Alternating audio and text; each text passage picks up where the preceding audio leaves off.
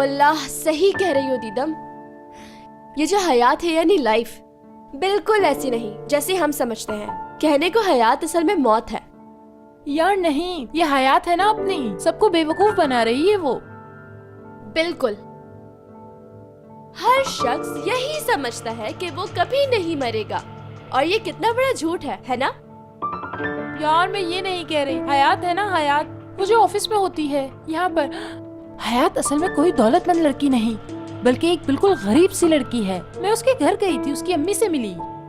बिल्कुल कंगाल लोग हैं, एकदम फकीर। यानी हयात कोई और है, हयात बिल्कुल फ्रॉड है।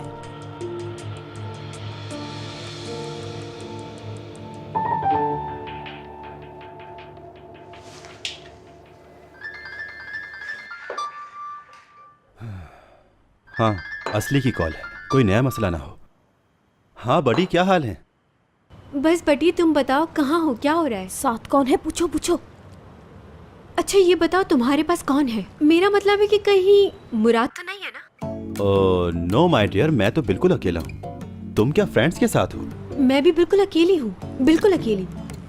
एपिक भी नहीं, हयात भी नहीं, ऐसे ही बस बोर हो रही थी तो फोन कर लिया तुम्हें। तुम बताओ कैसे हो तुम, क्या कर रहे हो? कोई नई बात तो नहीं हुई ना? कोई खबर वबर है क्या बताने के लिए? याद करो कोई ऐसी बात जो अभी हुई हो। ऐसी तो कोई बात नहीं हुई असली। और तुम्हारी तरफ क्या पोजीशन है? मतलब कोई मसला वसला तो नहीं? खुदा का शुक्र है, बहुत शुक्र, सब कुछ बेहतरीन है वल्लाह माशाल्लाह। चलो बहुत अच्छा है। तो अब क्या कहूँ, माशाल्लाह ही कहना चाहिए। हाँ बिल्कुल, तो ठीक है। अब क्या करूँ मैं, करने को कुछ है ही नहीं, सो जाती हूँ, बोर हो रही हूँ ना मैं। चलो खुदा हाफिज। अच्छा सुनो, कोई भी बात हो यानी कुछ पता चले तो फौरन कॉल कर लेना मुझे। देखो मैं इंतजार करूंगी, ठीक है? खुदा हाफिज। ओके असली डियर, ठीक है, चलो अपना ख्याल रखना बस, और उधर भी कुछ हो तो फौरन फोन करना। अल्लाह हाफिज। हयात वहां नहीं थी और उसे पता भी नहीं उसका।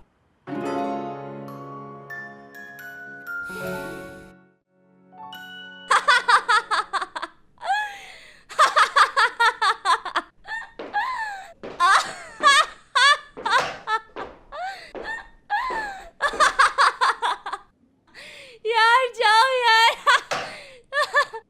तुम्हें देखकर तो और हंसी आ रही है दीदम, ये बिल्कुल झूठ है, मतलब कि अफवाह है पक्की उफ, इसमें मजाक की कौन सी बात है यार? तुम्हें यकीन क्यों नहीं आ रहा मुझ पर? हयात ने झूठ बोला है, मुराद से और सबसे। देखो एक दोस्त की हैसियत से ये जो सारी बात है ना, तुम्हें मुराद को बतानी चाहिए फौरन। बल्कि शाबाश, अभी फोन करो उसे। चलो करो जल्दी। ओके करती हूँ, लेकिन कहूँ क्या? सलाम दुआ कर लूँ बस। हयात की मदर के साथ इस एमिने नामी औरत से बहुत पहले मिल चुकी हूँ मैं। वो औरत तो पागल है। क्या मतलब?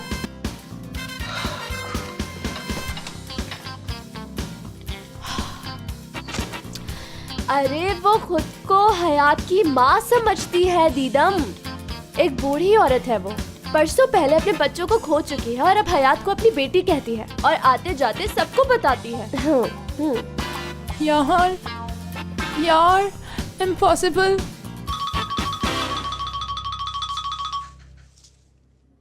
हेलो हेलो टुअल मैम, कैसी हैं आप? यार हंसते हंसते मर जाऊंगी मैं ये जो बेचारी दीदम है ना, हाँ एमिने बेगम को हयात की अम्मी समझ रही है सीरियस हो गई दीदम मुझे बताने के लिए भागी आई और मैं हंस रही हूँ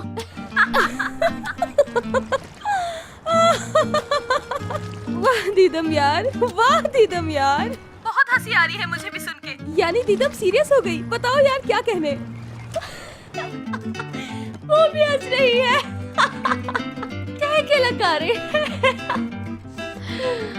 एक्साइटमेंट खत्म हो गई इसकी। इस वक्त मुंह ही उतर गया है इसका कोई जरा आकर तो देखे अच्छा ये बताओ कैसे कॉल कर ली? हाँ, मैंने क्यों कॉल की थी? नहीं, कुछ खास बात नहीं थी, वैसे ही कर ली। यूं ही कुछ नए ट्रेंड्स पर बात करनी थी। एनीवेज, आप एंजॉय करें। खुदा हाफिज। Okay bye. कमाल हो गया, मसला सॉल्व हो गया खुद ही। No no no.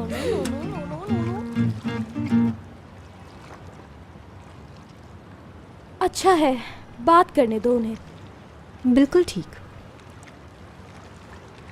बस औरत हूं ना, इसीलिए सब दुख उठाने पड़ रहे हैं। मर्द भी ऐसे ही मसले फेस करते हैं।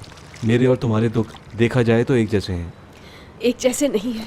तुम एक मर्द हो, घर छोड़कर निकल आए आराम से, जहाँ चाहे रह लिए, जो चाह कर लिया, जो चाह कह दिया। ये सारी दुनिया तुम्हारी है। मैं भला इनमें से कौन सी चीज कर सकती हूँ, बताओ? इन सब का जेंडर से कोई ताल्लुक नहीं।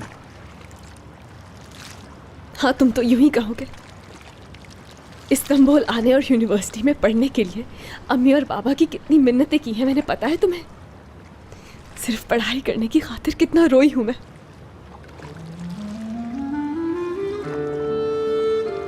यानी औरत होने का मतलब ये है कि हर शय, हर हक की खातिर रोना पड़ेगा। जिंदगी की जरूरतों के लिए भी रोना पड़ेगा, तरसना पड़ेगा, या किसी मर्द के आगे गिड़गिड़ाना पड़ेगा। मगर इन सब के जिम्मेदार तुम्हारे माँ बाप तो नहीं। फिर कौन है?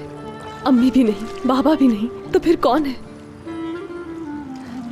यार, अगर अम्मी ये ना कहती कि नौकरी ना मिलने पर वो मुझे ले जाएंगी तो मैं कभी ऐसा ना करती।